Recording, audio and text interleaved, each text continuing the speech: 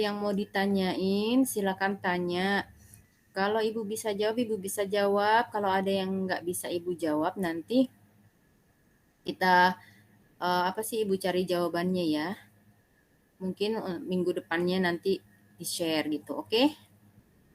Siap, Bu. Baik, Bu.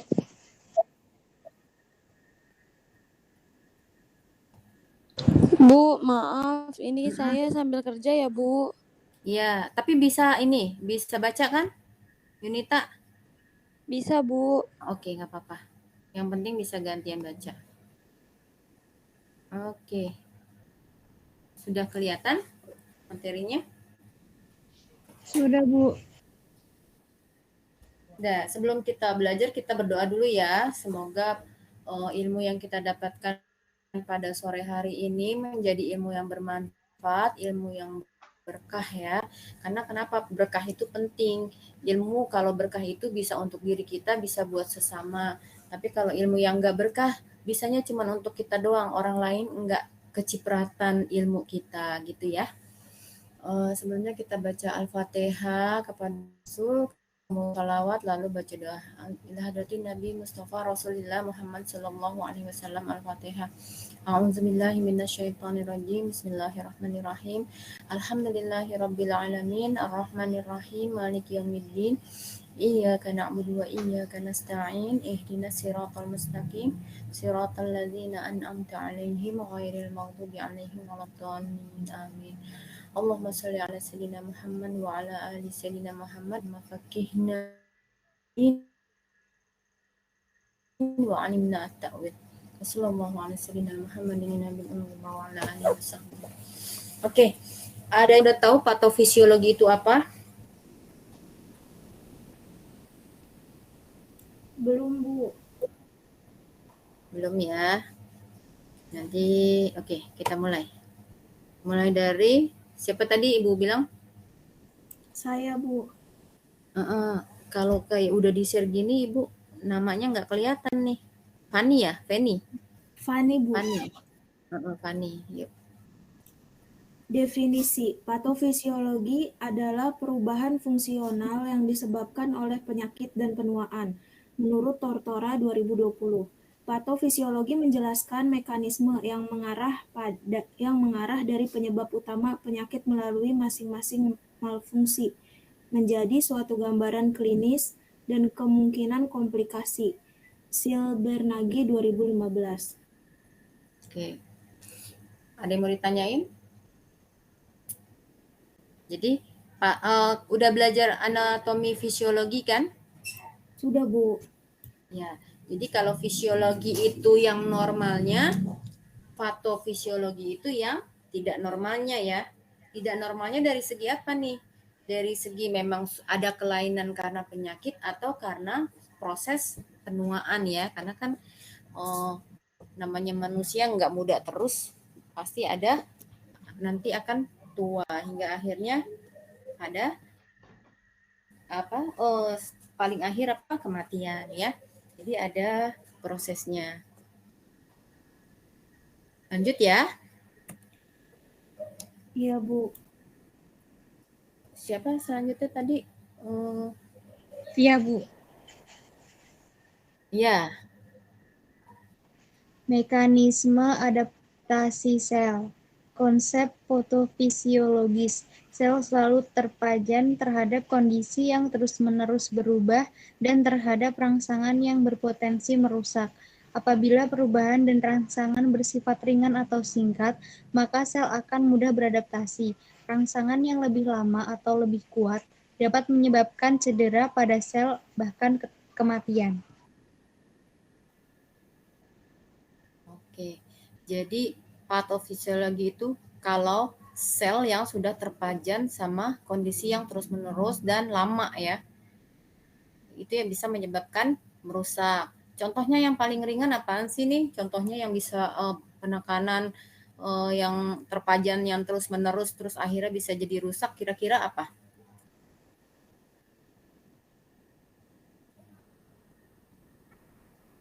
Kena sinar matahari ya contohnya. Kalau misalnya kita keluar kena matahari cuma misalnya ngambil anduk di jemuran luar misalnya. Emang itu lama? Enggak kan, ya paling sekitar 1 menit juga enggak sampai ngambil, aduh panas banget ini, langsung lari masuk ke dalam. Itu enggak akan terjadi apa-apa. Tapi kalau sudah terpajan dengan sinar matahari yang terus-menerus dan lama, misalnya kayak orang bule berjemur, ya itu bikin kulit jadi gosong, sebelumnya memar dulu, merah-merah, nanti lama-kelamaan merusak, kulitnya ngelupas kayak gitu ya. Itu terjadi kulit yang patologis jadinya ya, yang rusak akibat dari terpajan terhadap kondisi yang terus-menerus atau yang lama ya. Next.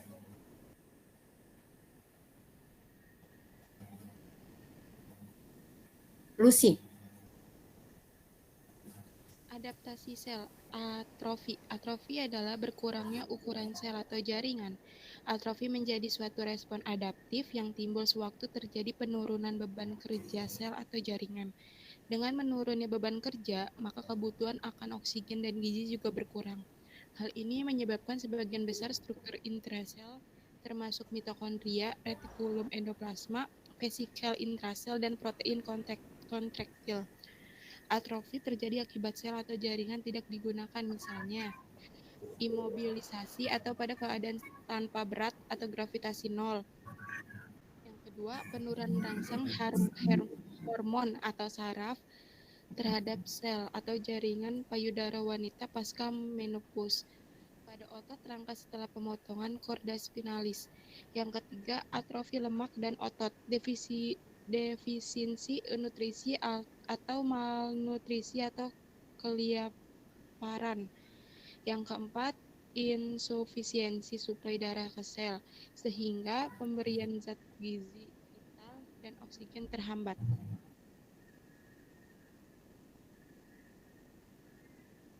Udah, Bu.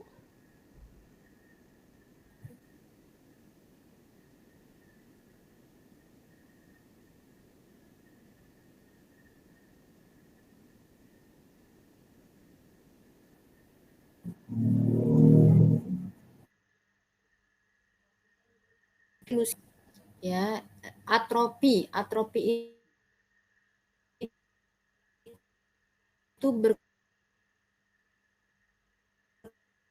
berkurangnya gampangnya mengecil. Apa kira-kira yang menyusut dan mengecil kira-kira? Ini kan udah ada contohnya nih, imobilisasi. Jadi dia itu tidak mau bergerak. Orang yang enggak mau bergerak itu ototnya akan semakin lama semakin mengecil dibandingkan orang yang bergerak terus. Contohnya misalnya orang yang diam aja karena lumpuh lama-kelamaan kakinya dia akan mengecil. Tapi kalau binaraga, olahragawan, dia dipakai terus lari, dipakai angkat berat, segala macam, ototnya jadi membesar ya. Jadi sesuatu yang otot yang tidak digunakan menjadi mengecil ya, menyusut jaringannya. Terus penurunan rangsan hormon kayak hormon payudara. Kalau masih muda payudaranya bagus bentuknya, tapi semakin ke sini semakin menopause, ukuran payudaranya menjadi kendur gitu ya contohnya. Terus atrofi lemak dan otot karena defisiensi nutrisi, kekurangan gizi kayak orang kelaparan gitu. Pernah ngelihat orang kelaparan yang gemuk? Nggak ada ya. Yang orang Ethiopia kalau kita ngelihat orang kelaparan itu kulitnya semuanya tinggal kulit sama tulang, semuanya jaringan ototnya itu sudah menyusut ya, nggak ada lagi jaringan otot, nggak ada lagi jaringan lemak, semuanya udah mengecil. Kemudian apalagi insufisiensi suplai darah ke sel. Pada apa nih misalnya? Pada pemberian zat gizi, misalnya gizinya kurang, dia makan bagus, tapi untuk pemberian zat gizi yang untuk meningkatkan hematologi, HB, hemoglobin, dia tidak ada asupan, jadi bikin sel-sel darah merahnya itu mengecil, berkurang. Jadi menyebabkan dia HB-nya rendah, hemoglobinnya rendah, kayak gitu ya. Ada yang mau ditanyain? Saya, Bu. Kita lanjut ya, kalau nggak ada yang tanya. Kalau di sela-sela ada yang mau ditanyain, tanya aja ya. Ibu, saya mau nanya. Iya, suaranya Lucy pelan banget ya. Iya Bu, salah saya ini Bu, malu. Coba agak dibesar.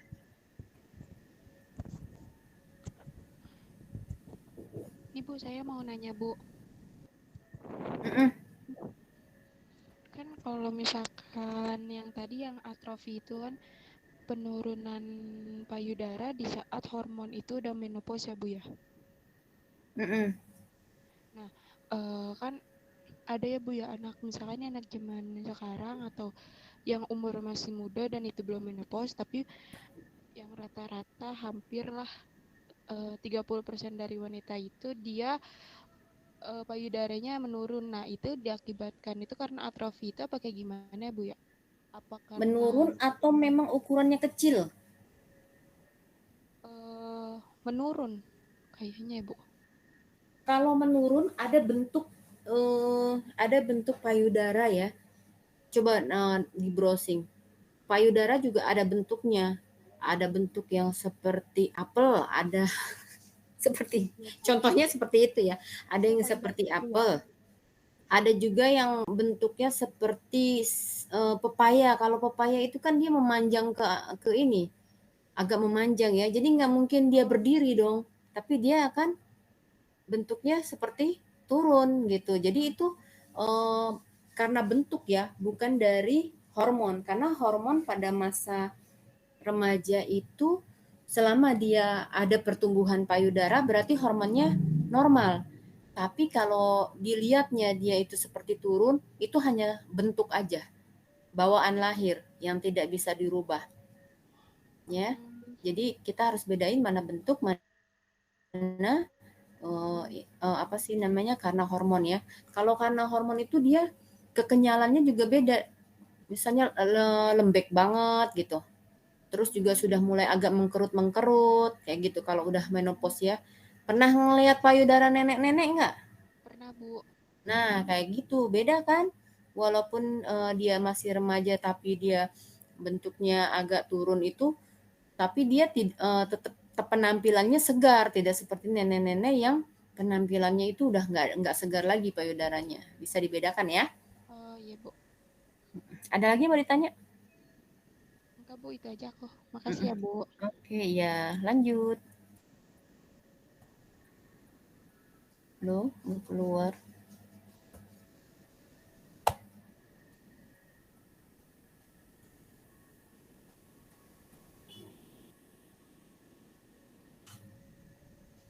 Siapa tadi? Yunita ya?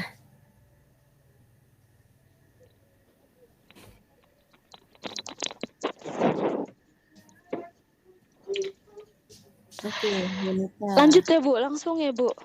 Sayang. Hiperplasia. Hiperplasia adalah peningkatan jumlah sel yang terjadi pada suatu organ akibat peningkatan mitosis. Sel yang mengalami mitosis misalnya sel, hati, ginjal, dan jaringan ikat. Hiperplasia dijumpai pada sel-sel yang dirangsang oleh peningkatan beban kerja, sinyal hormon, atau sinyal yang secara lokal sebagai respon terhadap penurunan kepadatan jaringan. Beberapa jenis hiperplasia. Hiperplasia fisiologis terjadi setiap bulan pada sel endometrium uterus selama stadium folikular pada siklis menstruasi. Yang kedua, hiperplasia patologis terjadi akibat rangsangan hormon yang berlebihan.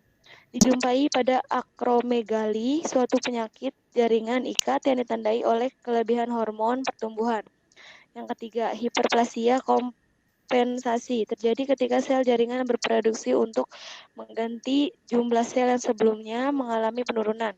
Dijumpai di sel hati setelah pengangkatan sebagian jaringan hati melalui pembedahan. Hiperplasia kompensasi terjadi dengan kecepatan yang sangat mencolok. Ya, hiperplasia itu artinya jumlah selnya meningkat dari 1 jadi 2, dari 2 jadi 4 ya. Itu ya. Maksud semua yang Ibu ucapin ini dicatat karena biasanya Ibu keluarin soal-soal dari yang Ibu jelasin ya. kebanyakan. Jadi untuk jenis hiperplasia ada 3, yang fisiologis, patologis, sama yang kompensasi. Kalau fisiologis kayak gimana? Kayak waktu mau menstruasi, mau haid. Jadi kalau setiap bulan itu wanita ada 1 sel telur yang matang. Dia akan keluar kemudian masuk ke saluran tuba. Kalau tidak dibuahi, tidak ada sperma yang masuk, dia akan masuk ke dalam rahim, kantong rahim ya, bukan kantong rahim, kafum uteri. Kafum itu semacam kayak rongga uterus ya, rongga rahim. Nah, di situ dia menempel kemudian membelah diri, kemudian dia terlepas setelah membelah diri. Kalau dia sudah tidak matang lagi, kemudian lama-kelamaan dia akan melepas, kemudian jadi menstruasi. Itu yang fisiologis ya. Kemudian yang patologis seperti apa? Dijumpai pada akromegali. Misal akromegali apa sih itu? Dia itu kelebihan hormon pertumbuhan. Jadi pernah ngelihat orang gigantisme nggak? Yang orangnya tinggi banget kayak giant? Pernah ngelihat orang paling tinggi di dunia yang tingginya sampai 2 meter? Pernah lihat, Bu. Pernah Bu, Nah. tapi di internet. Iya, Ya. di internet. Kita nggak pernah nemuin secara langsung ya.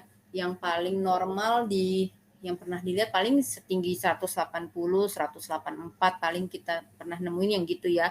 Tapi kalau yang gigantisme, yang giant gitu nggak ada. Nah, itu dia patologis ya. Jadi perkembangan pembelahan hormonnya itu, peningkatan jumlah selnya itu cepat banget meningkat. Makanya dia menjadi gigantisme ya. Itu salah satu contohnya. Kemudian yang kompensasi seperti apa? Yang kompensasi misalnya ada orang dengan pasien dengan penyakit hati, hepar ya, livernya itu rusak. Kemudian dilakukan operasi, diangkat heparnya. Nah, di situ hepar yang sudah dipotong, kemudian dia akan liver yang bekas potongannya itu dia akan membesar, mengisi kekosongan dari hepar yang sudah dipotong tadi. Gitu ya. Jadi dia pembelahannya untuk kompensasi dari jaringan yang sudah dipotong. Kayak contohnya yang paling gampang dilihat kayak gigi. Contohnya seperti gigi ya. Gigi itu copot, kemudian tumbuh gigi baru menempati ruang yang kosong itu. Nah, ini tapi di hati ya, di hepar ya. Kayak gitu. Maksud? Jelas? Jelas, Bu. Lanjut.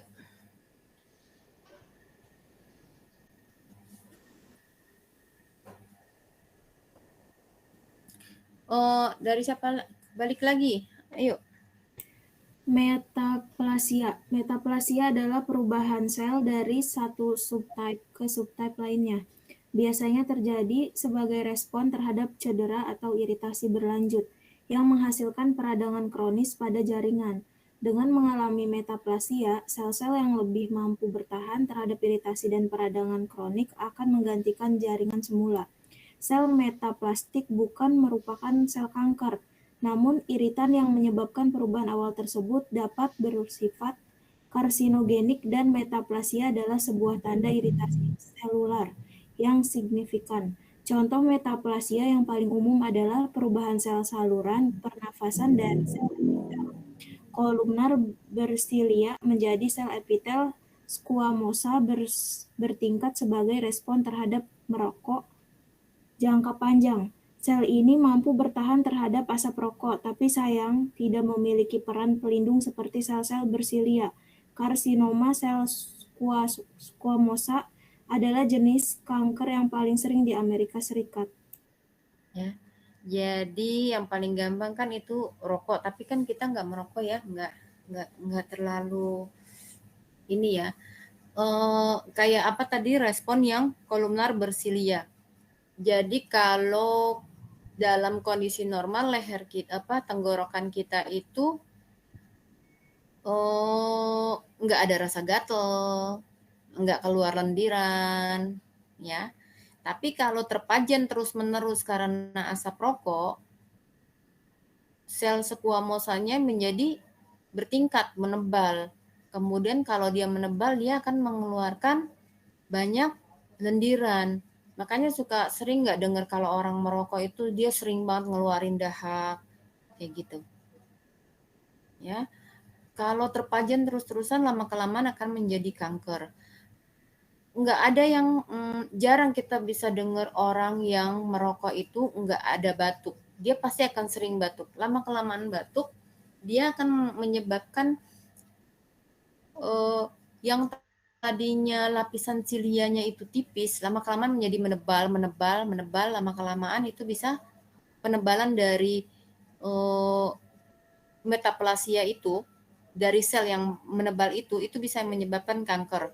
Contoh lainnya kayak yang tadi, terpajan sinar matahari, lama-kelamaan mulai dari merah doang. Terus kemudian dia berjemur lagi, lama-kelamaan warnanya kecoklatan. Kalau dia masih terus berjemur, mungkin dia mau selain untuk mau membuat warna kulitnya jadi lebih coklat, mungkin mau ngambil vitamin D-nya bisa. Tapi waktunya yang dia pakai untuk berjemur terlalu lama. Lama-kelamaan nanti akan ada bintik-bintik di kulitnya itu. Bintik-bintik kecoklatannya lama-kelamaan menjadi hitam, nah itu bisa menyebabkan kanker kulit kalau terpajan lama-kelamaan. Lebih gampangnya di kulit aja ya, sel kanker kulit. Nah, itu ya contoh metaplasia ya. Ada yang mau ditanyain?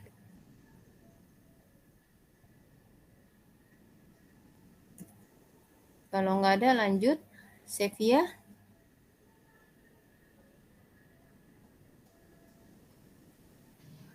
Displasia. Displasia adalah kerusakan pertumbuhan sel yang menyebabkan lahirnya sel yang berbeda ukuran, bentuk, dan penampakannya dibandingkan sel asalnya. Walaupun perubahan sel ini tidak bersifat kanker, tetapi indikasi adanya suatu situasi berbahaya dan terdapat kemungkinan timbulnya kanker. Tempat sering terjadinya displasia adalah saluran pernafasan, terutama sel squamosa yang timbul akibat metaplasia, dan serviks wanita. Biasanya terjadi akibat infeksi sel oleh virus papiloma manusia atau human papillomavirus atau HPV. Ya, jadi ini lagi ke arahnya ke kanker ya, bisa menyebabkan kanker. Displasia itu pertumbuhan sel, kerusakan atau pertumbuhan sel yang menyebabkan lahirnya sel yang berbeda ukuran. Contohnya gimana?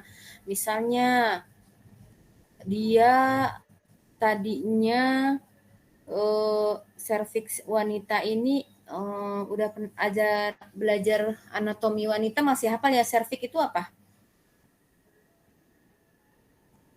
Mulut rahim ya, Bu? Leher rahim ya, serviks itu leher rahim. Nah, benar. Nah, kalau terpajan terus-terusan, misalnya karena ada IUD atau karena hubungan seksual, ya, terutama hubungan seksual yang nggak sehat ya, jadi terpajan terus-terusan oleh sesuatu yang tidak sehat. Nah, di situ akan timbul jaringan baru di situ. Tapi misalnya dia ada lecet di situ, kemudian lecetnya dari mulai lecet, kemudian ada penyembuhan, faktor apa? Proses penyembuhan. Di saat proses penyembuhan, sembuhnya itu ukurannya enggak sama seperti semula, tapi beda ukuran. Apa entah dia lebih tinggi ukurannya, lebih tebal ukurannya, kayak gitu ya. Nah, itu resikonya jadi kanker. Kalau yang bukan kanker apa di situ penyakitnya? Bisa penyakit yang dibilang apa ya? Polip timbul di situ, polip dia akan lebih tinggi di situ. Dari mulai jaringan yang lecet biasa, kemudian dia jadi timbul jaringan baru. Dia lebih tinggi, lebih menonjol. Polip itu kan lebih keluar kan dari ukuran tubuh yang di sekitar situ ya. Maksud nggak polipnya itu? Polip biasa kita taunya di rongga hidung ya. Pernah ngeliat polip nggak? Belum, Bu. Belum pernah ngeliat polip ya? Atau luka aja deh. Kita ke kulit lagi ya. Luka potong. Luka kepotong. Saat kita belum kepotong, kulit kita itu rata halus. Begitu sudah tumbuh jaringan baru, dia timbulnya itu lebih tinggi seperti model keloid. Oh iya Bu, keloid. Oh, kayak bekas Tahu operasi ya, keloid? Bu? Nah, ya bisa bekas operasi, bisa bekas jatuh. Pokoknya kalau orang ada yang bekas keloid, ada jaringan yang rusak, dia bisa jadi timbul jaringan parut. Seperti keloid kayak gitu. Itu Bu, polip itu yang di hidung ya Bu ya? Ya, dari yang saat sebelumnya numbuhnya gitu ya. Bu, itu yang Berarti itu polip itu di bisa. hidung Bu. Kenapa? Polip itu yang di hidung. Polip itu yang di hidung. Dia menempati semua rongga. Jadi yang ada rongga selain polip apalagi sih selain di hidung ya di rongga rahim. Rahim itu kan berongga. Ada Itu rongganya kan? berbentuknya Kafum. lendir gitu Bu, apa gimana? Sama seperti polip daging. Oh. Dia timbul di serviks. Kalau dia akarnya panjang, dia bisa sampai berakar sampai ke arah kafum uteri, kantong rahimnya. Kantong apa namanya? Rongga rahim.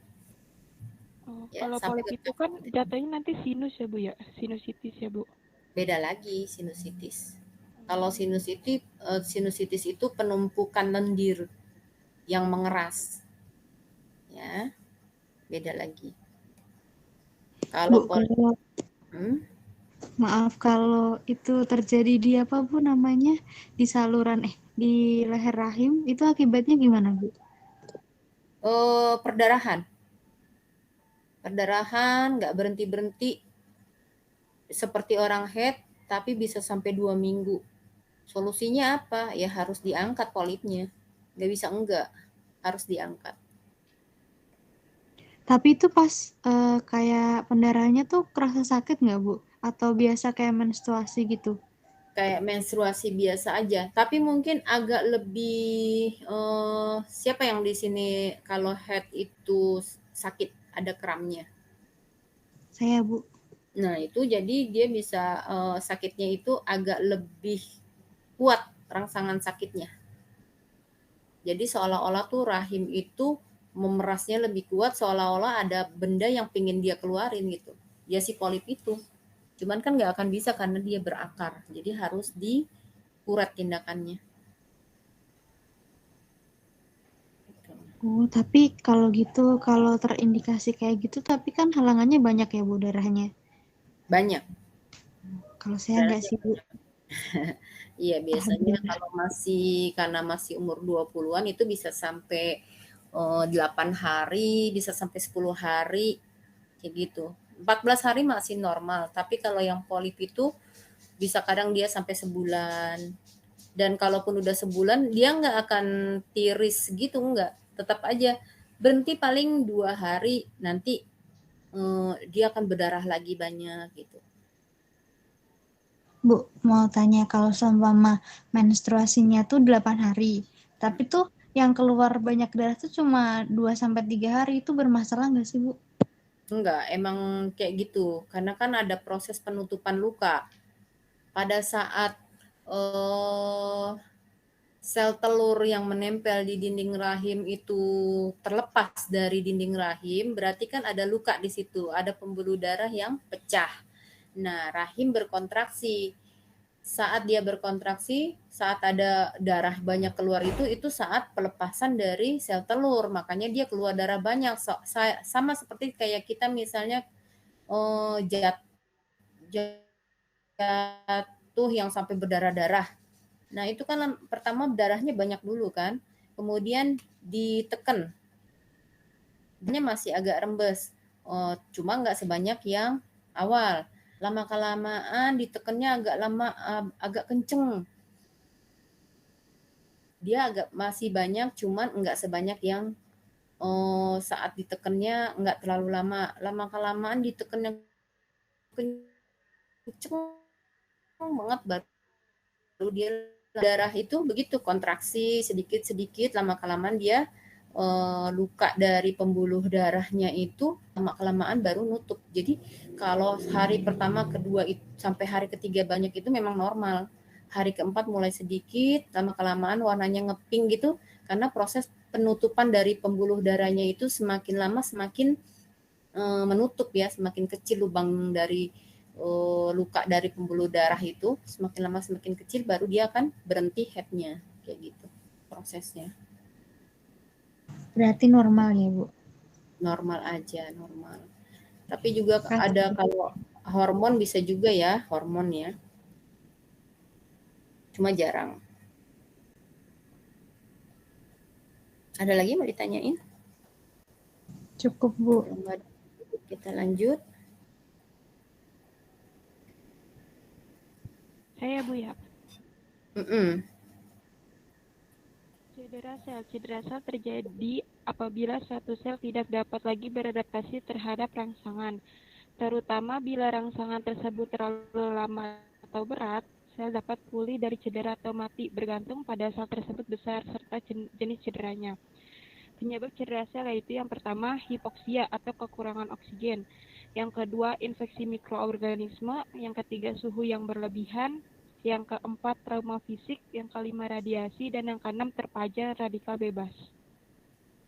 Ya, yang keenam tadi udah dijelasin, radiasi hampir sama ya. Kalau terpajan radiasi bebas itu misalnya terpajan debu, radikal bebas itu yang polusi, ya. Kalau misalnya terus-terusan kita terpajan sama polusi, yang ada apa? Batuk ya. Jadi cedera sel yang mana tuh yang bikin kok bisa yang terkena apa? Paru-paru, karena dia terhirup ya, polusi udaranya itu terhirup sama saluran pernapasan yang akhirnya mengendap di paru-paru, makanya dia jadi batuk. Kemudian apalagi radiasi bisa sinar matahari, bisa juga ronsen ya. Kenapa? Contohnya yang ronsen buat orang-orang medis. Kalau orang mau perawat-perawat nih biasanya yang gampang banget terpajan ya, karena dia nganterin pasien ke misalnya ke bagian radiologi untuk dilakukan ronsen gitu ya, sinar ronsen. Itu harus ada baju pelindung yang tidak bisa tembus sama radiasi. Kenapa? Karena kalau sampai radiasi itu kena ke dalam tubuhnya, sel yang normal di tubuh si petugas itu bisa mengganggu pertumbuhan. Jadi yang tadinya normal karena masuk radiasi, pertumbuhan yang biasanya normal dia jadi terganggu. Nah, itu bisa menyebabkan sel kanker. Makanya radiasi itu berbahaya, terutama yang ronsen ya. Petugas-petugas ronsen, dia udah harus punya alat pelindung diri. Kemudian trauma fisik. Kalau trauma fisik mah gampang ya, kejedot, benjol. Nah, itu cedera sel namanya ya. Apalagi suhu yang berlebihan, panas. Panas tinggi itu bisa bikin cedera sel juga. Kenapa? Suhu tinggi itu bisa bikin kulit jadi memerah. Berarti apa di situ? Kenapa dia bisa suhunya tinggi? Karena sistem termoregulasi dari tubuh kita itu bereaksi ya. Contohnya misalnya apa sih? Bisa suhu yang terlalu dingin. Yang paling gampang ya dingin. Pernah ngelihat orang yang tinggal di suhu paling dingin, kalau dia nggak pakai sarung tangan, itu tangannya rasanya kebas, lama-kelamaan bisa mati jaringannya, bisa kulitnya kehitaman, ujung-ujung kukunya jadi biru, lama-kelamaan kehitaman. Ya, itu suhu dingin yang berlebihan. Kemudian apalagi infeksi mikroorganisme. Jadi kalau ada virus atau bakteri yang masuk ke dalam tubuh kita, nah dia menginvasi, dia ngetem di situ, nggak ngetem atau enggak dia bikin posko di misalnya apa nih mikroorganisme di saluran pencernaan. Kita makan yang ada kumannya masuk ke dalam pencernaan, nah kuman itu ngetem di situ, nongkrong di situ, kita jadi apa? jadi diare, akhirnya itu namanya cedera sel ya. Apalagi hipoksia karena kekurangan oksigen. Orang yang kekurangan oksigen lama-kelamaan kira-kira jadinya apa? Sesak nafas, Bu. Iya, sesak napas ya. Karena kan makanannya dari tubuh itu oksigen banyak. Sesak napas ya. Sesak napas bikin apa? Nggak bisa berkembang lagi. Nah, itu bisa kalau lama-kelamaan sementara seluruh tubuh kita perlu oksigen. Kalau kekurangan oksigen, semua organ tubuh bisa mati ya. Apalagi yang paling utama apa? Kematian jaringan akibat kekurangan oksigen yang nggak bisa lama-lama. Otak ya. Otak itu makanan utamanya oksigen sama gula. Jadi kalau misalnya kita kekurangan oksigen terlalu lama bisa langsung menyebabkan kematian jaringan otak, bisa stroke ya. Hipoksia bisa karena apa? Banyak ya kalau kekurangan oksigen. Nanti bisa dicari kalau kekurangan oksigen. Tempat yang pengap segala macam bisa banyak ya. Terlalu padat orang, ruangannya enggak ada ventilasi, ruangannya terus padat orang, bisa kekurangan oksigen, bisa makanya ada yang pingsan kayak gitu. Itu karena apa? Otaknya udah kekurangan oksigen kayak gitu ya. Kalau dibiarin lama-lama malah dikerubungin, enggak langsung dikasih oksigen buru-buru, itu bisa menyebabkan kematian jaringan otak. Dia bisa jadi lumpuh ya resikonya. Lanjut.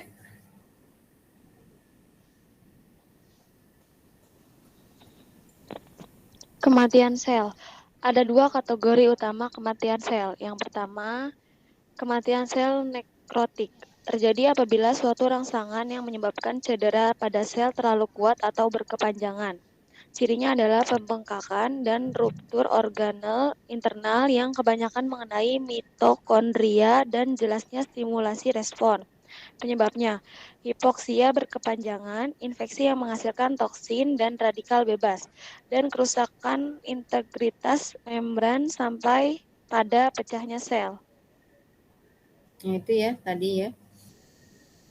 Kematian sel karena kekurangan oksigen kelamaan, akhirnya jaringan di sekitarnya mati. Otak ya, terutama otaknya tidak ada aliran oksigennya di situ, jadi otaknya mati, dia bisa menyebabkan kelumpuhan.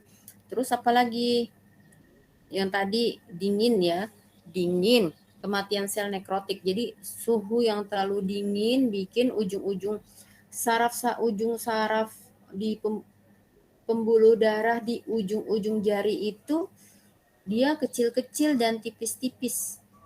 Kalau kena dingin yang suhunya ekstrim, dinginnya ekstrim, itu pembuluh darah di sekitarnya itu langsung beku, tidak ada alirannya. Jadi ujung-ujung jari itu bisa menyebabkan cepat sekali kematiannya. Biasanya orang luar negeri ya yang kayak gitu ya. Yang paling cepat kena itu bagian kuping sama ujung-ujung jari karena di situ dia kulitnya tipis. Telinga kan kulitnya tipis. Kulitnya tipis-tipis. Jadi awal-awal tuh telinga sama ujung-ujung jarinya itu luar biasa sakit karena tidak ada aliran darah kan mati. Contoh apa tandanya kulit sekitarnya mati? Warnanya lebih gelap dibandingkan kulit sekitarnya ya. Kayak mandi kedinginan ujung-ujung kukunya warnanya biru. Awalnya seperti itu dulu. Kalau nggak segera dihangatkan lama-kelamaan bisa bikin kematian jaringan ya. Lalu apa lagi? Kematian sel itu.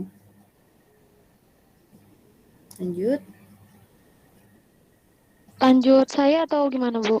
Tadi siapa? Sevia ya? Tadi Yunita, Bu. Oh, tadi Yunita. Lucy udah. Yunita keempat ya? Berarti Fanny. Iya. Fanny lagi. Balik lagi. Kita circle aja ya, muter terus ya. 2. Apoptosis adalah kematian sel yang diprogram. Apoptosis adalah suatu proses yang ditandai dengan terjadinya urutan teratur terhadap molekuler yang menyebabkan disintegrasi sel. Cirinya, sel yang akan mati menyusut dengan sendirinya dan dimakan oleh sel di sebelahnya atau fagosit. Apoptosis menjaga jumlah sel relatif konstan dan merupakan suatu mekanisme yang dapat mengeliminasi sel yang tidak diinginkan, sel yang menua, sel berbahaya, atau sel pembawa transkripsi DNA yang salah. Penyebabnya sudah terprogram dimulai selama embriogenesis dan terus berlanjut sepanjang waktu hidup organisme. Rangsang yang menimbulkan apoptosis meliputi isyarat hormon, rangsangan antigen, peptid imun, dan sinyal membran yang mengidentifikasi sel yang menua atau mutasi. Ya. Jadi contohnya apa nih yang gampang apoptosis? Sel rambut sama nggak antara sel rambut sama sel bulu mata? Beda, Bu. Ya, beda ya. Kalau sel rambut itu dia panjang terus, nggak apa-apa. Tapi kalau sel di bulu mata, kalau ada satu bulu mata yang udah tua, menua, dia itu akan lepas sendirinya atau jangan bulu mata deh, itu bulu mata bisa copot. Misalnya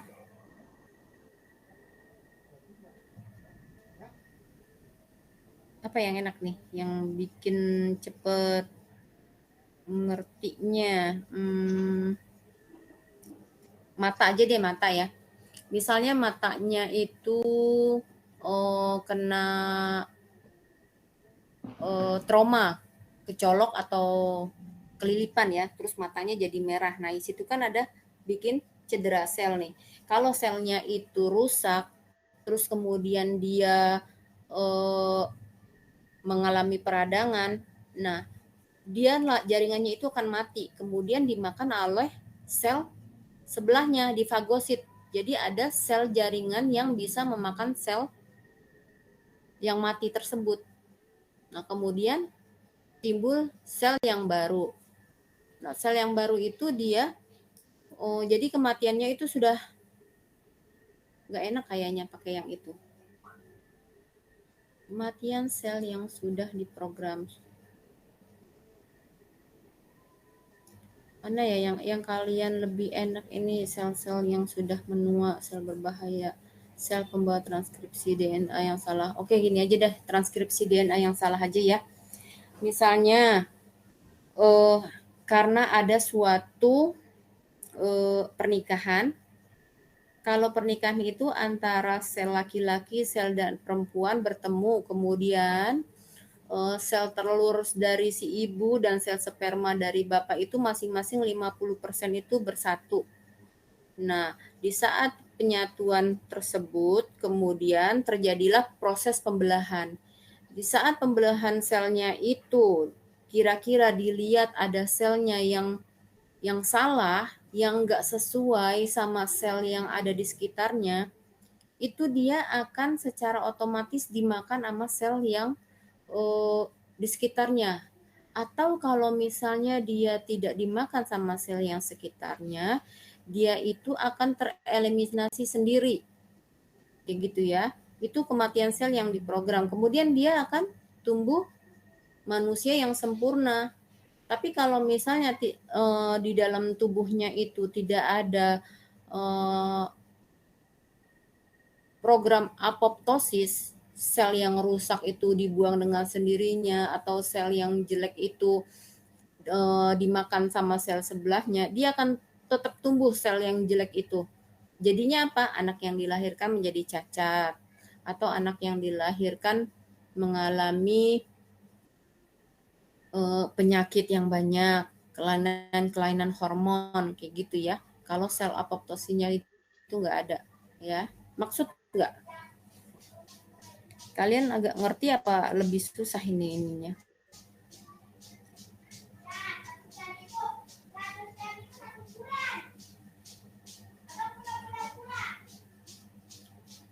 Halo? Maksud, Bu? Maksud ya? Bingung. Oh, apa dong ya? Kematian sel yang diprogram. Oh, ini aja deh. Kulit lagi ya, kita kembali ke kulit lagi. Kulit itu masa pertumbuhannya 28 hari. Jadi pernah ngeliat nggak kulit mengelupas? Pernah, Bu. Nah, itu kematian sel yang sudah diprogram. Jadi kulit tangan nih misalnya nih, dalam waktu sebulan sekali biasanya ada kulit kita yang mengelupas secara berlebihan, ada yang tidak terlalu berlebihan ngelupasnya. Pasti kalian pernah ada yang ngelupas kulitnya ya? Atau enggak sama sekali belum pernah? Kayaknya enggak mungkin. Karena sel manusia. Di telapak kaki. Ya, boleh bisa di telapak kaki, bisa di telapak tangan. Biasanya yang agak lebih kering itu yang lebih cepat ini mengelupas ya. Nah, itu kematian sel yang terprogram. Jadi coba bayangin kulit kita mulai dari lahir sampai kita tua, kulit kita itu nggak ada yang mati. Begitu aja terus. Seperti apa coba kira-kira tebelnya sama kasarnya itu? Ya, contohnya seperti itu. Jelas nggak kalau yang itu? Bisa kebayang nggak? Ya, pengelupasan kulit ya, pergantian kulit. Nah, itu adalah kematian sel yang diprogram. Jadi kalau pada saat sel kulit kita itu mengelupas, itu namanya kematian sel yang diprogram. Nanti kulit kita akan ganti lagi yang baru dan rasanya akan terasa lebih halus. Setelah beberapa minggu, beberapa bulan, halusnya lama-kelamaan hilang, tergantung jenis pekerjaan kita biasanya ya. Kalau kerjaannya misalnya cuman nulis-nulis aja, biasanya ngeluh juga nggak terlalu kasar. Tapi kalau pekerjaannya ngulek atau angkat-angkat beban, ya kulitnya akan terasa lebih kasar kayak gitu ya. Itu namanya kematian sel yang diprogram. Itu contoh paling gampang di sel kulit ya, paling gampang di sel kulit lagi. Kalau untuk di tempat yang lain nanti ada prosesnya sendiri, terutama ini yang nanti DNA ya, nanti masuk ke sel apa, kanker, ada lagi. Ini yang paling gampang sel kulit dulu ya. Kebayang nggak sel kulit kaki kita ngelupas, kemudian ada tuh timbul jaringan yang baru ya, itu namanya yang ngelupas itu kematian sel yang diprogram. Kulit kaki yang mengelupas itu tanpa ada proses luka ya, dia tiba-tiba ngeletek sendiri ya, itu namanya sel kematian sel yang diprogram ya, apoptosis. Lanjut.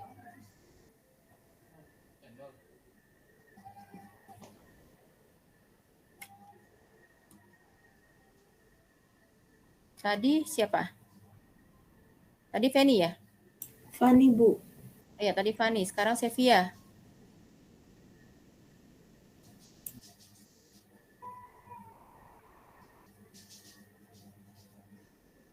Sevia ada nggak? Atau lagi jaringannya lagi bermasalah? Kalau enggak lanjut Luciana dulu. Luciana dulu deh.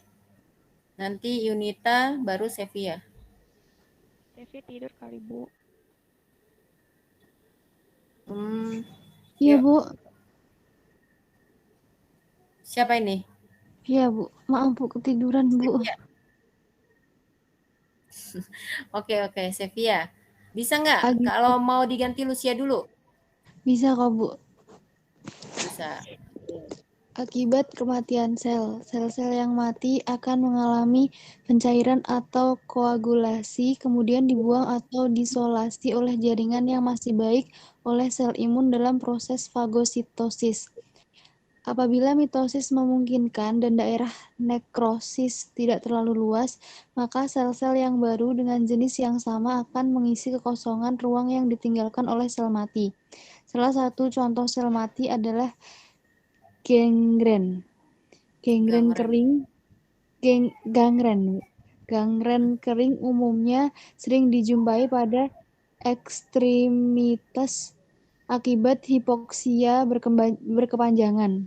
Gangren basah sering dijumpai pada oksigen dalam berkaitan dengan invasi bakteri ke dalam jaringan yang mati tersebut. Gangren gas adalah jenis gangren khusus yang terjadi sebagai respons terhadap infeksi jaringan oleh suatu jenis bakteri anaerob disebut Clostridium. Bakteri tersebut mengeluarkan toksin yang sangat berbahaya bagi sel-sel sekitarnya dan gangren jenis ini dapat mematikan. Nah, gangren. Ada yang tahu gangren nggak? Luka pada penyakit diabetes.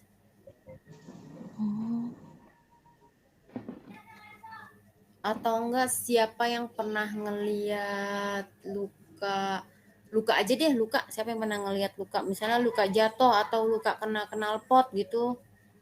Saya, Bu. Pernah, Bu.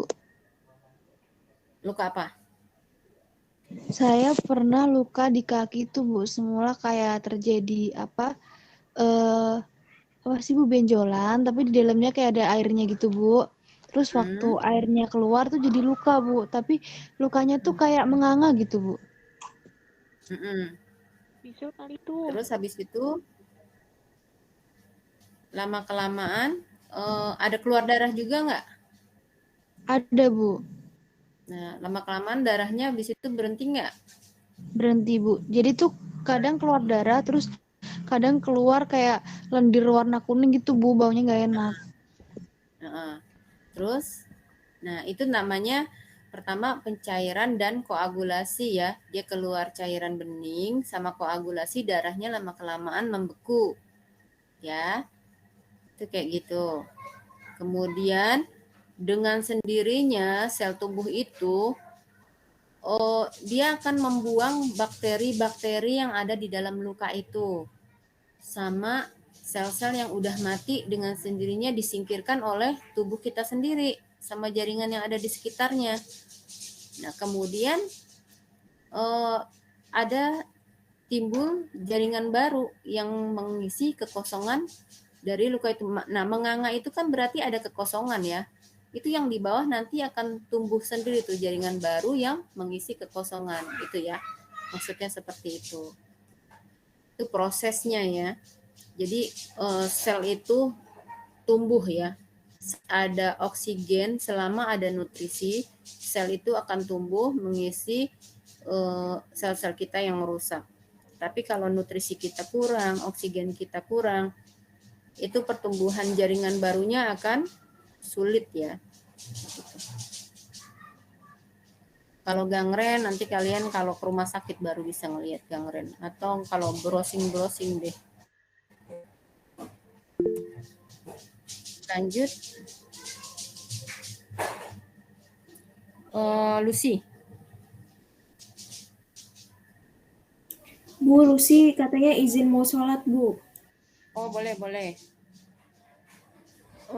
Siapa, Yunita? Ya, Bu. Lanjut, Yunita.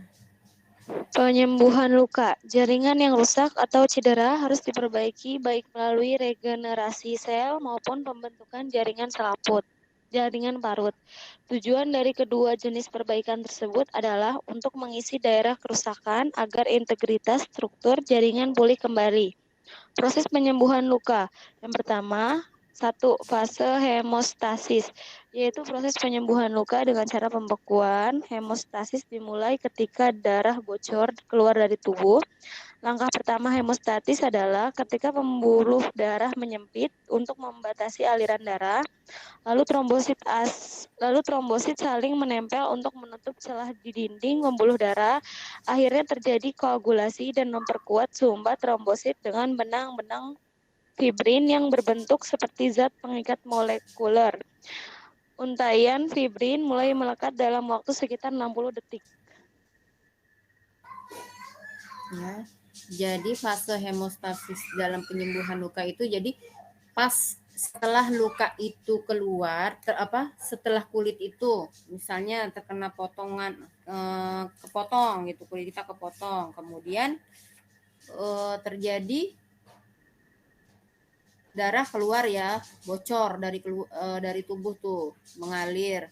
Lalu timbullah trombosit. Trombosit itu saling menempel untuk menutup celah dinding pembuluh darah. Kalau saat luka itu kan pembuluh darahnya sobek. Nah, kemudian si trombosit keluar tuh. Dia untuk menutup ujung-ujung dari pembuluh darah yang kepotong. Kebayang nggak kalau misalnya sedotan dipotong, ujung-ujungnya berarti kan kepotong ya. Nah, kalau pembuluh darah ujung-ujungnya kepotong itu kan, sebentar ya. Halo Mas, pesen kayak biasa ya Mas? Halo? Oh udah ya? Oh iya, iya. Oke. Oke, makasih. Ya makasih Mas. Ya, Assalamualaikum. Salam.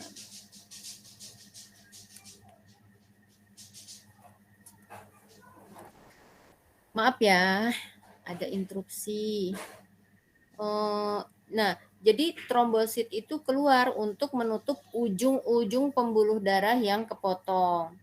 Fungsinya apa? Biar darahnya itu enggak mengalir mengucur deras lagi ya. Terus dari situ terjadi setelah trombosit menutup ujung-ujung pembuluh darah, terjadilah koagulasi. Koagulasi itu apa? Darah yang tadinya ngucur itu dia lama-kelamaan menjadi pekat. Kalau pekat darah itu kan tidak lancar lagi jalannya ya. Dia lama-kelamaan akan menggumpal. Nah, kemudian setelah terjadinya koagulasi, si trombosit ini bikin benang-benang, jadi kayak benang layangan disusun kayak bikin anyaman kayak gitu. Kemudian untuk merekatkan satu sama lain, fungsinya apa? Biar pembuluh darahnya itu menyatu lagi ya. Itu prosesnya cepet banget tuh kayak begitu, cuma 60 detik. Kebayang nggak? Jadi mulai dari perdarahan, habis perdarahan ujungnya ditutup sama trombosit, jadi kekentalan darah, trombositnya bekerja lagi, bikin tali-tali untuk nyambungin ujung-ujung dari pembuluh darah. Seperti itu, kebayang ya. Kemudian fase apa lagi selanjutnya? Hani. Fase inflamasi atau peradangan adalah proses penyembuhan luka dan dimulai tepat setelah cedera ketika pembuluh darah yang terluka bocor, transuded, atau terbuat dari air, garam, dan protein, sehingga menyebabkan pembengkakan lokal. Peradangan mengontrol pendarahan dan mencegah infeksi. Pembengkakan cairan memungkinkan penyembuhan dan perbaikan sel untuk pindah ke lokasi luka. Selama fase inflamasi, sel-sel yang rusak, patogen dan bakteri dikeluarkan dari area luka. Leukosit yang menjadi faktor pertumbuhan, nutrisi, dan enzim menciptakan pembengkakan, panas, nyeri, dan kemerahan yang biasa terlihat selama tahap penyembuhan luka. Pembuluh darah yang rusak mulai tumbuh kembali dan jaringan mengisi luka, atau jaringan granulasi. Bekuan darah menjadi keropeng. Nah, itu ya. Jadi setelah darahnya itu ditutup sama benang-benang dari trombosit itu, kemudian bengkak tuh di sekitarnya. Tubuh itu namanya fase inflamasi. Ada bengkak, panas, kalor, dolor, rubor, tumor. Bengkak, panas, berwarna kemerahan, dan gangguan fungsi. Kalau di gangguan fungsi apa? Kalau digerakin itu sakit. Nah, jadi itu namanya fase inflamasi. Itu semua proses tubuh dalam melakukan proses penyembuhan. Panasnya itu apa? Jadi untuk mengeluarkan jaringan-jaringan yang rusak, yang tadi Ibu bilang ya, terus menyingkirkan, mengeluarkan bakteri-bakteri yang ada di sekitarnya, atau kotoran-kotoran, misalnya kalau ada pasir, misalnya luka-luka yang kena kotoran, debu, itu semua disingkirkan. Bagaimana caranya? Dengan di badan bikin jadi bengkak, kemudian keluar cairan di situ, untuk kalau dia nanti pas keluar cairan dia akan mengalir kayak gitu ya. Kemudian kalau itu udah nggak ada, kalau sudah mulai agak mengering, cairan tersebut di sekitarnya udah mulai agak kering, baru dia timbul jaringan yang baru, tumbuh jaringan yang baru untuk menutup yang luka terbuka tadi ya. Kemudian kalau bekuannya itu bagaimana? Karena darah sudah membeku, dia akan jadi keropeng. Biasanya kalau kita kelupas keropengnya itu dia akan bikin timbul perdarahan lagi. Kenapa bisa begitu? Karena yang kering itu cuma atasnya doang. Bawahnya itu masih basah lukanya. Makanya biasanya biar aja tunggu si bekuan darahnya itu lepas sendiri. Daripada kita lepas-lepasin, kita copot-copot kalau ada koreng ya. Tahu nggak keropeng itu? Koreng ya, tahu nggak koreng? Tahu, Bu. Tahu ya korengnya. Jadi kalau korengnya itu kita lepas, kita bahasa Indonesia tuh koreng, padahal bahasa medisnya itu keropeng ya. Begitu keropengnya dilepas, dikelupas, dia akan berdarah lagi. Makanya bagusnya tidak usah dilepas, biarin sampai jaringan yang di dalamnya kering itu nanti dia akan lepas sendiri. Jadi pertumbuhannya akan lebih bagus kulitnya dibandingkan kalau keropengnya itu, korengnya itu kita lepas-lepas sendiri ya. Setelah fase inflamasi, fase apa lagi dalam fase penyembuhan luka?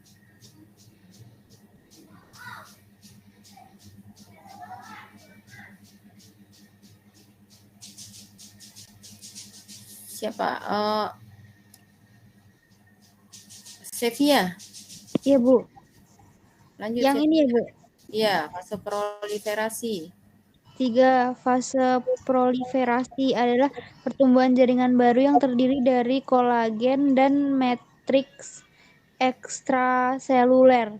Luka berkontraksi saat jaringan baru dibangun. Selain itu, jaringan pembuluh darah baru harus dibangun agar jaringan granulasi dapat menjadi sehat dan menerima oksigen dan nutrisi yang cukup.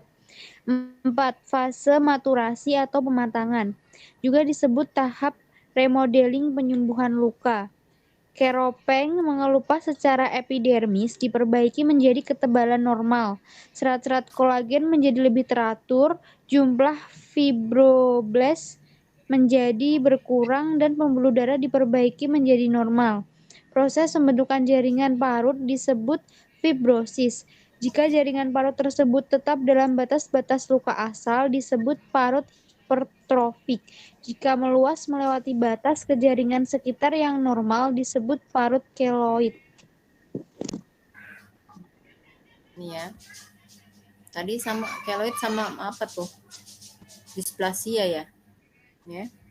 Sama kayak itu ya. Tapi ini yang kalau keloid itu disebut keloid kalau dia jaringan parutnya itu luas ya, banyak ya. Terus fase yang ketiga apa? Fase proliferasi, fase pertumbuhan jaringan. Tadi Ibu udah sedikit bahas di yang fase kedua ya. Fase apa tuh yang kedua? Fase inflamasi. Fase inflamasi ya. Ibu udah tambahin fase proliferasi, fase pertumbuhan jaringan. Jadi jaringan itu akan tumbuh mengisi jaringan yang kosong. Yang terdiri dari kolagen. Makanya ada yang namanya serum, ada kolagen. Itu apa sih fungsinya? Biasanya kalau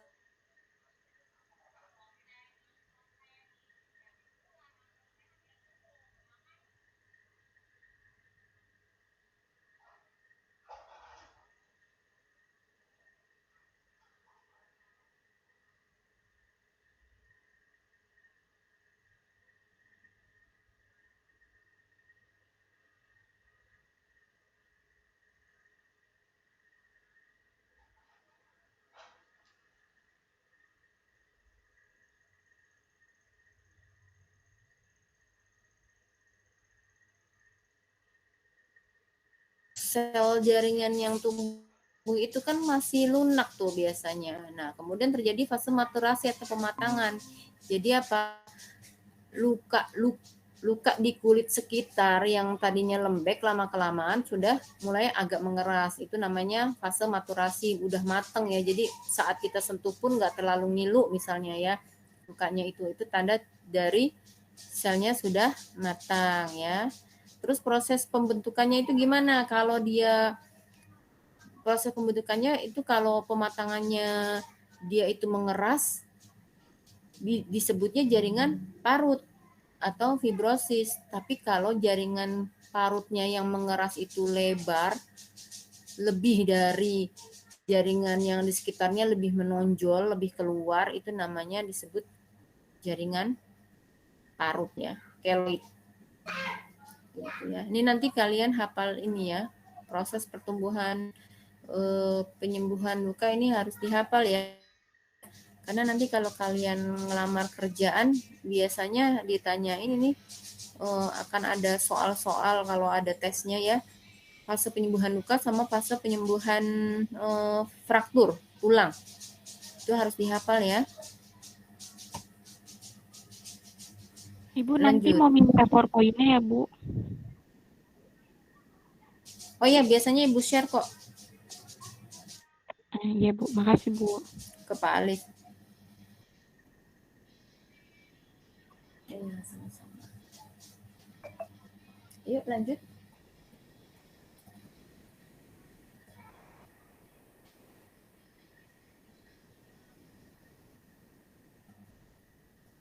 Ini kan slide-nya ada banyak nih. Ada 20 slide. Nanti kalau nggak selesai kita lanjut minggu depan ya. Ayo, siapa tadi? Yang izin sholat datang udah balik belum? Kalau belum balik lagi ke Fani. Udah, Bu. Udah balik. Saya belum, Bu. Udah balik. Ya udah, Lucia sekarang. Lucia baca. Iya, Bu. Oh, Keadaan lanjut. ini saya, Bu.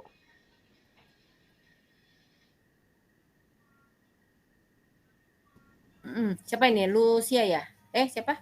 Yunita. Siapa sih? Lucy dulu, Bu. Luciana ya, baca ya. Lucy dulu. Iya, Bu. Ini saya, Bu. Let's go. Keadaan penyakit atau cedera. Hipoksia. Hipoksia adalah penurunan konsentrasi oksigen di dalam jaringan. Konsentrasi oksigen dalam jaringan mencerminkan konsentrasi oksigen dalam darah. Akibat hipoksia yaitu yang pertama, sel iskemik mulai membengkak sehingga terjadi dilatasi retikulum endoplasma, penurunan fungsi mitokondria dan peningkatan permeabilitas intrasel. Yang kedua, pembentukan asam laktat yang terjadi selama glikolisis anaerob meningkatkan asam laktat menyebabkan pH dalam sel darah menurun. Penurunan pH, peningkatan keasaman intrasel menyebabkan kerusakan struktur inti, membran sel, dan mikrofilamen. Perubahan pH mempengaruhi potensial listrik yang melintas membran. Terus yaitu penyakit hipoksia. Yang pertama, penyakit pernafasan dan semua penyakit yang mempengaruhi aliran darah. Yang kedua, keracunan sianida dalam biji buah-buahan seperti aprikot dan apel. Yang ketiga, keracunan monoksida, asap rokok atau kendaraan bermotor. Yang keempat, keracunan timah, tertelan cat yang mengandung timah. Ya, keadaan hipoksia balik lagi ya. Ini diulang-ulang tapi mulai dibagi-bagi. Kalau hipoksia itu berarti keadaan suatu penyakit atau cedera. Hipoksia itu diingat-ingat, hipoksia itu kurang oksigen di dalam jaringan ya. Kalau kekurangan oksigen itu di dalam jaringan darah itu akibatnya apa? Jadi iskemik. Iskemik apa? Kematian jaringan lagi, nekrotik atau iskemik. Iskemik itu dia nggak sampai nekrotik ya. Kalau nekrotik kan mati sampai hitam. Nah, kalau iskemik ini fungsinya menurun, belum sampai mati ininya.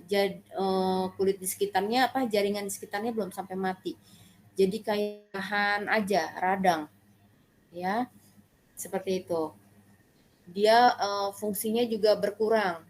Ya, yang tadinya misalnya kayak tangan deh kegencet pintu lama misalnya. Kalau kematian jaringan udah nggak bisa digerakin lagi kalau yang namanya nekrotik. Tapi kalau iskemik dia merah, dia nggak bisa dipakai karena bengkak, bukan karena jaringannya udah kehitaman karena mati ya. Jadi karena penurunan fungsinya tidak dipakai lagi karena udah menjadi bengkak. Nah, itu hipoksia. Jadi pembengkakan di sekitar jaringan yang kekurangan oksigen. Kemudian apalagi kalau kekurangan oksigen di dalam darah? Menjadi pembentukan asam laktat. Jadi di dalam darah itu ada asam, ada basah. Kalau oksigennya kurang, sel darah kita itu dia akan menjadi asam. Kalau asam itu bisa mencederai jaringan di sekitar, kayak misalnya lambung. Lambung itu kan ada asam lambung, ya, ada asam lambung.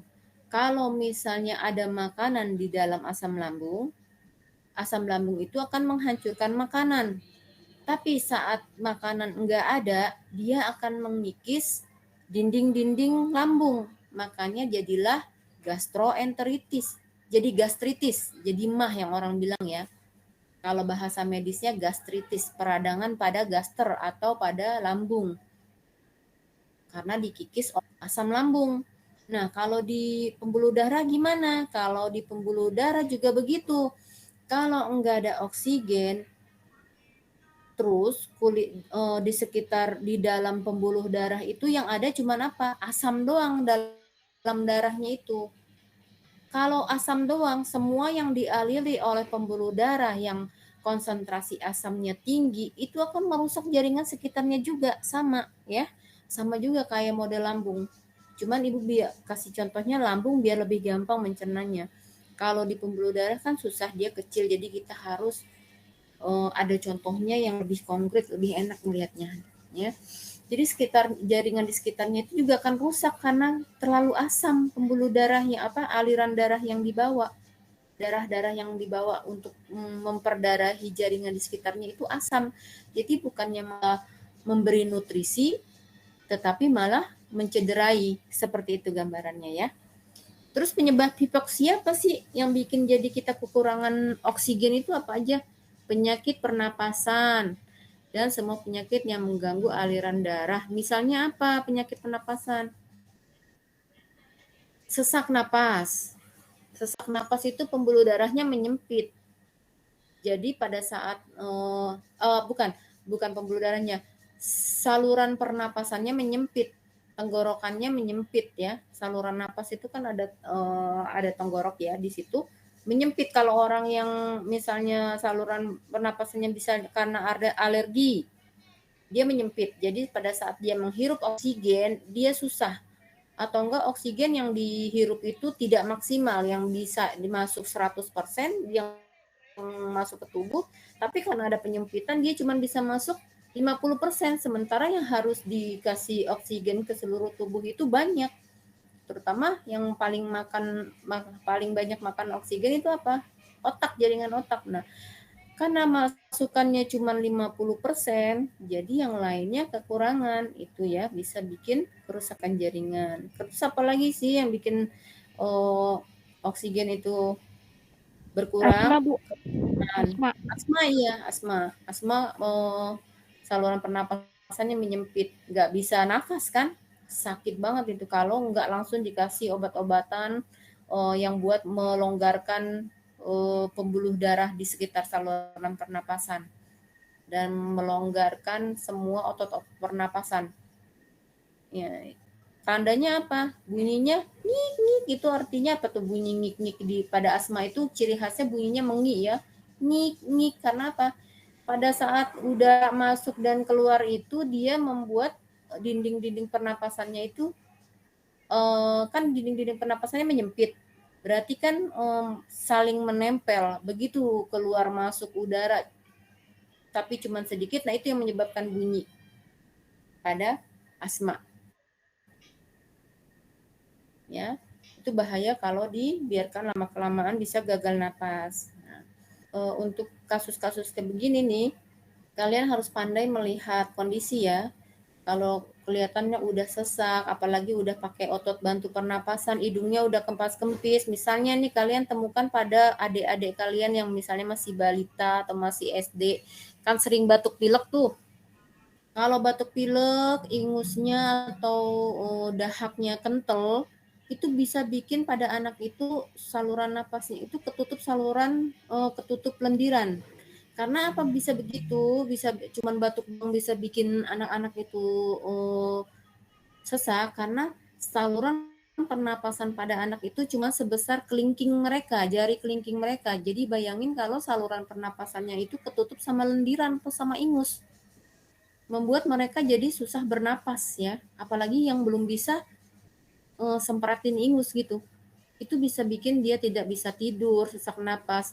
Nah, kalian harus lihat kalau udah sampai cuping hidungnya kempas-kempis, berarti itu udah sesak, nggak boleh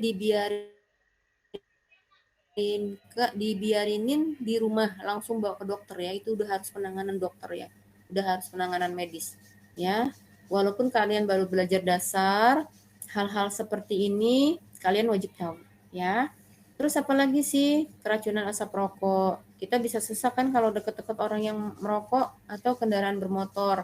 Dulu masih ada Metro Mini ya, bus-bus yang asapnya tidak ramah. Kalau deket situ langsung sakit itu dadanya tuh ya. Dulu ibu pulang pergi kerja masih naik angkot yang bus baunya kayak apa, Metro Mini. Nah itu suka pingsan ibu kalau naik angkot, suka mual muntah. Itu karena apa? Tanda-tanda keracunan dari monoksida. Kemudian apa lagi? Keracunan timah. Ciri-cirinya kayak gimana? Ya dia pingsan juga ya karena kekurangan oksigen. Kalau keracunan timah itu pertolongannya apa? Selain dikasih oksigen, dibilas lambung ya, biar timah-timah apa kandungan cat yang sudah masuk ke saluran pencernaan langsung buang. Biasanya pakai apa? Dibilas lambungnya, pakai susu ya. Ada yang mau ditanya di sini? Hampir sama sih ya sama yang sebelumnya hipoksia itu. Lanjut. Ayo, hafal urutannya sendiri ayo. Gambaran klinis. Yang pertama, penurunan fungsi sel. Yang kedua, peningkatan kecepatan denyut jantung. Yang ketiga, peningkatan frekuensi pernafasan. Yang keempat, kelemahan otot. Yang kelima, penurunan tingkat kesadaran. Yang keenam, keracunan sianida atau perasaan tersendak disertai percepatan pernafasan, kemudian terengah-engah. Yang ketujuh, keracunan monoksida, percepatan pernafasan disertai rasa berdenging di telinga, mengantuk, dan konfusi. Pernafasan dengan cepat berhenti dan timbul keadaan tidak sadar. Yang kedelapan, keracunan timah, kram perut, hiperaktivitas, anoreksia, adanya garis timah di gusi dan kram otot.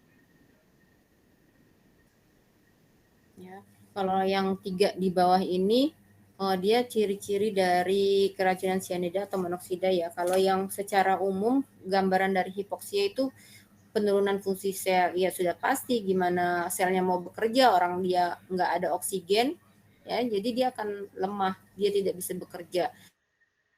Kemudian denyut jantungnya jadi cepat, jantung jadi tachikardi, frekuensi napasnya jadi cepat, itu jadi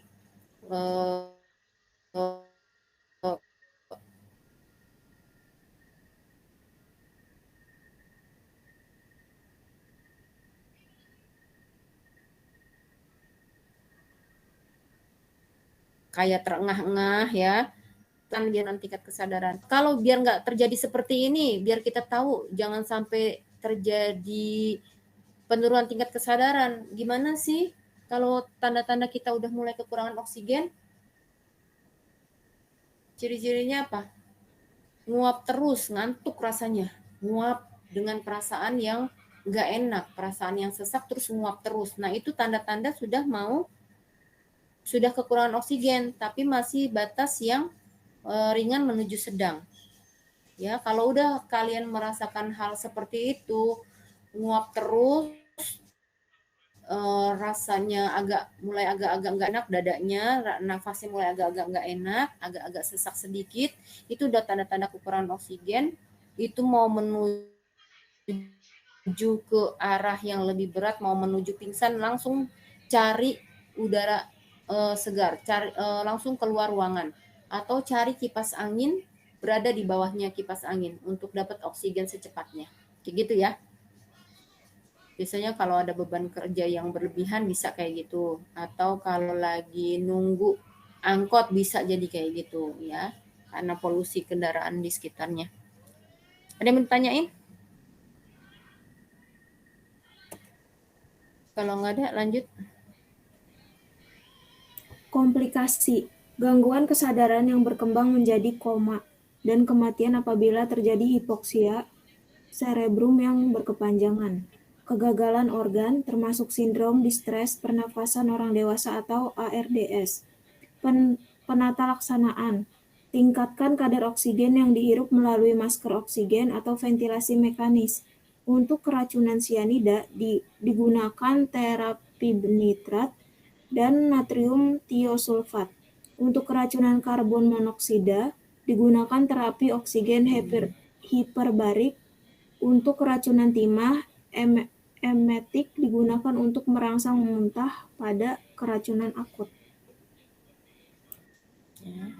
Komplikasinya tadi udah jelasin dari di awal ya. Kalau kekurangan oksigen, akibatnya apa kalau di otak? Otaknya jadi mengalami kematian. Ya, terjadi hipoksia cerebrum yang berkepanjangan. Selain dia jadi pingsan, dia jadi koma. Kalaupun dia sembuh dari komanya, dia menjadi cacat ya. Itu berarti oksigennya udah terlalu lama.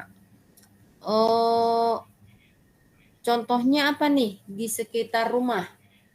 Biar nggak jadi seperti ini. Kejang pada anak.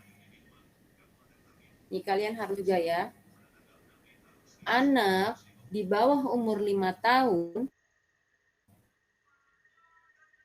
kalau dia panas tinggi, resiko terjadi kejang. Kalau kejang tidak diatasi segera, dia akan menyebabkan kekurangan oksigen pada otak. Kalau kerusakan jaringan otaknya cepat menyebarnya, itu akan menyebabkan kecacatan, anaknya jadinya lumpuh. Lumpuhnya itu bisa lumpuh seluruh tubuh, bisa sebagian. Nah, untuk mencegahnya gimana? Kalau ada anak-anak yang demam, harus segera cepat-cepat dikasih obat demam, obat penurun demam, biar enggak terjadi biar panasnya langsung cepat turun supaya tidak terjadi kejang, dan supaya kalau terjadi kejang kan jadi dia hipoksia ya. Kenapa kok bisa hipoksia sih kejang? Karena pembuluh darahnya itu semuanya berkontraksi. Kontraksi itu artinya apa? Menyempit. Ya, jadi oksigen nggak bisa ngalir. Karena semua pembuluh darah di tubuhnya itu menyempit. Oksigennya nggak bisa ngalir, otaknya nggak bisa dapat oksigen. Kalau lama dia bisa jadi koma ya. Nah, jadi apa? Mencegahnya harus dikasih obat demam, kemudian dikompres dengan air hangat.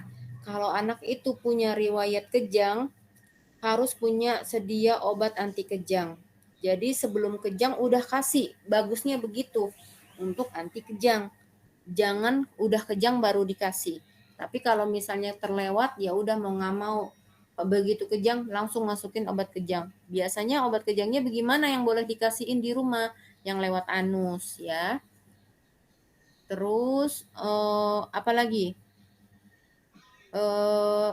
Kegagalan organ. Kalau berlama-lama, paru-parunya, biasanya kalau yang kegagalan organ itu karena penumpukan lendiran di dalam saluran pernapasan ya. Contohnya saluran pernapasan menumpuk di paru-paru. Jadi paru-parunya tidak bisa berkembang, tidak bisa masuk oksigen yang kita hirup, dan oksigen karbon monoksida yang ada di dalam, karbon dioksida yang ada di dalam tubuh kita nggak bisa keluar, jadinya dia menumpuk di dalam dada. Nah, itu bisa bikin jadi distres pernapasan pada orang dewasa. Kalau udah distres pernapasan, dia udah nggak bisa napas, biasanya udah gagal napas. Nah, untuk terapinya apa? Untuk bantu pernapasannya biasanya bisa pakai yang oksigen masker, tapi ada kantongnya di bawah, itu dia bisa dapat oksigen full. Terus apa lagi? Atau yang pakai alat, masukin selang ke dalam saluran pernapasan itu, terus pakai mesin, udah dibantu mesin, itu biasanya pada orang-orang yang sudah koma atau ARDS ya, itu udah tingkat yang bahaya. Ada yang mau ditanyain? Tidak, Bu. Kita lanjut ya. Kemudian apa lagi tuh? Suhu yang berlebihan. Suhu yang terlalu panas atau terlalu dingin dapat menyebabkan cedera atau kematian sel. Pajanan terhadap suhu yang sangat dingin mencederai sel dengan dua cara. Satu, kontraksi pembuluh darah pada jari tangan, kaki, telinga, dan hidung. Tubuh berusaha mempertahankan suhu sentral. Penurunan aliran darah menyebabkan iskemia sel dan jaringan serta meningkatkan resiko pembentukan bekuan darah yang semakin menghambat oksigenisasi jaringan.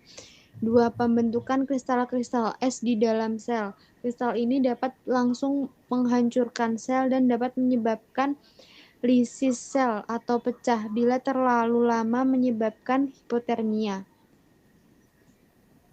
Ya. Nah, ini yang Ibu nggak usah jelasin lagi ya. Tadi suhu yang berlebihan bisa menyebabkan kematian sel seperti apa ya.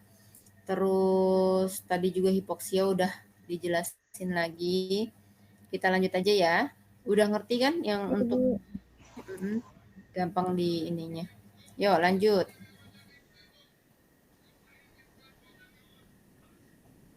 Ayo, masih hafal nggak urutannya? Tadi Fani ya? Iya, Bu.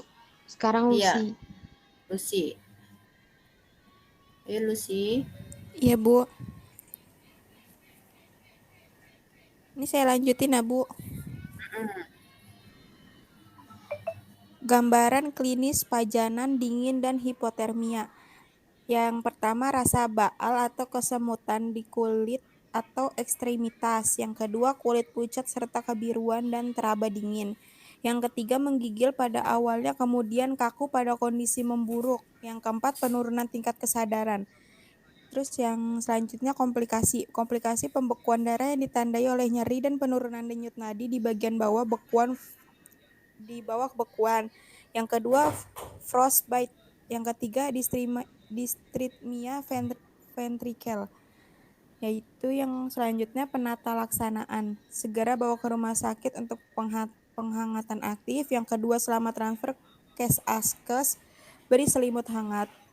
Yang ketiga, obat-obatan untuk melisiskan bekuan darah. Yang keempat, untuk gangren diperlukan antibiotik dan amputasi. Yang kelima, RJP apabila pasien mengalami fibrillasi ventrikel. Ya. Jadi ini ya gambaran klinis dari hipotermia ya. Hipotermia itu apa? Suhu yang sangat rendah ya, berarti suhu yang sangat dingin. Ya. Terus komplikasinya yang belum tahu apa? Frostbite ya. Rasa sakit akibat dingin. Ya. Jadi bukan cuman panas tinggi yang bisa bikin badan jadi pada sakit. Suhu terlalu ekstrim dingin juga bikin kulit terasa sakit ya. Itu namanya frostbite ya. Terus dystrythmia ventricle. Jadi lama-kelamaan denyut jantungnya itu melemah. Ya. Nah, kalau terjadi dystrythmia ventricle, penata laksananya Pak RJP nanti kalian belajar. RJP itu resusitasi jantung paru. Pernah ngelihat yang jantungnya dipompa-pompa pakai badan, diteken-teken 1, 2, 3, 4, 5. RJP kalau ada orang pingsan dadanya diteken-teken pakai tangan, pakai kedua tangan penolong. Pernah, Bu. Nah, itu namanya RJP ya. Pasti tahu lah ya itu.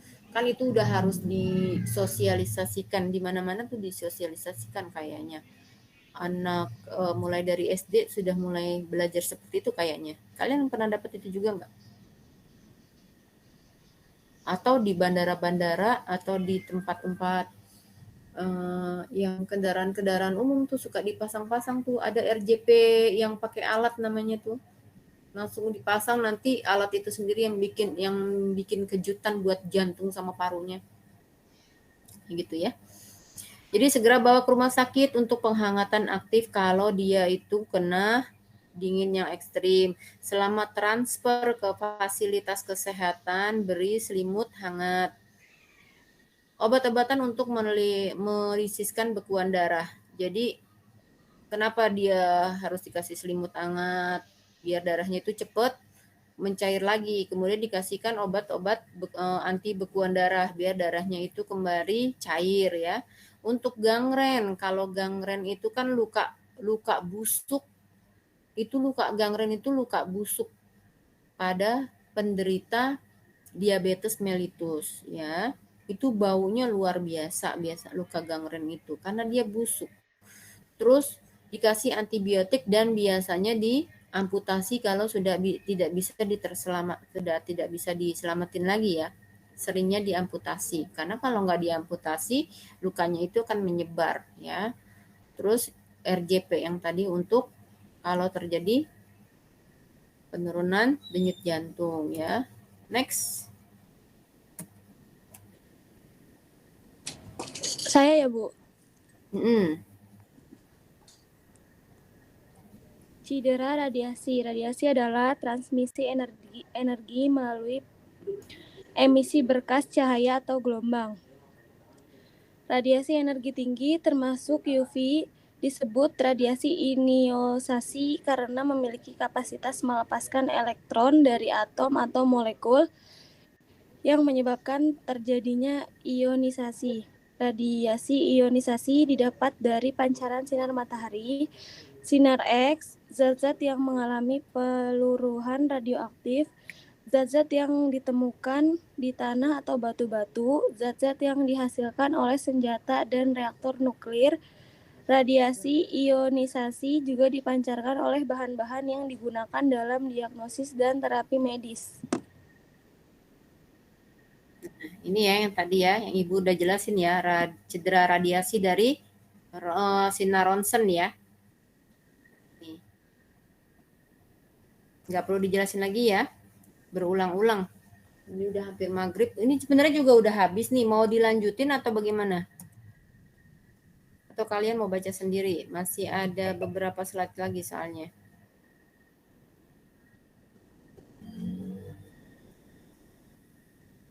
Masih ada 1, 2, 3, 4, 5, 6. 6 lagi, 6 slide.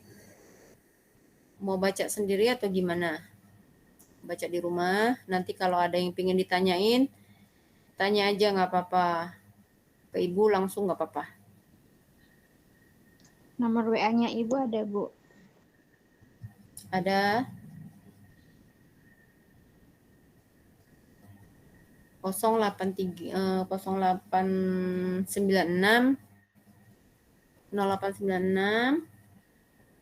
0149 0130.